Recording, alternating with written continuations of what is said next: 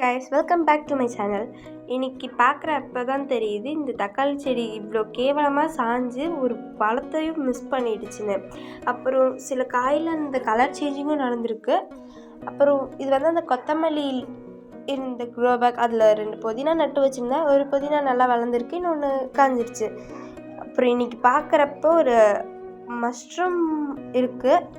இது நல்லதாக கெட்டதான்னு தெரில, ஆனால் ரொம்ப சின்னதாக இருக்கனால நம்மளால் எதுவும் பண்ண முடியாது, இருந்த இடத்துலையே வச்சுட்டேன்.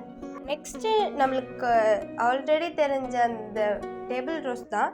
அதுக்கு பக்கத்துலேயே இருக்க கருவேப்பிலை செடியில் இப்போ நியூ லீவ்ஸ் நிறைய வர ஆரம்பிச்சிருக்கு.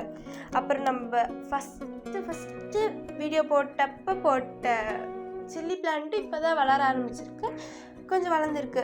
அப்புறம் இந்த மணல் கொஞ்சம் வேறு இடத்துலேருந்து அள்ளிக்கிட்டு வந்தோம்.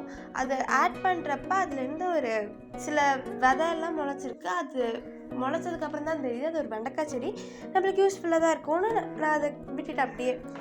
அப்புறம் நம்ம மஸ்கு மெலனும் நல்லாவே வளர்ந்துருக்கு.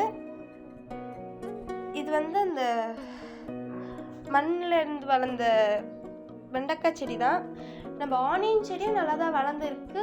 ஆனியன் எவ்வளோ மந்த்தில் அறுவடை பண்ணணும்னு எனக்கு தெரியல, தெரிஞ்சால் கமெண்ட் பண்ணுங்கள். அப்புறம் எல்லா செடியும் நல்லா தான் வளர்ந்துருக்கு. ஆனால் நீங்கள் அந்த முக்கியமான விஷயம் லைக், ஷேர் அண்ட் சப்ஸ்கிரைப் பண்ண மறந்துடாதீங்க. Thank you guys.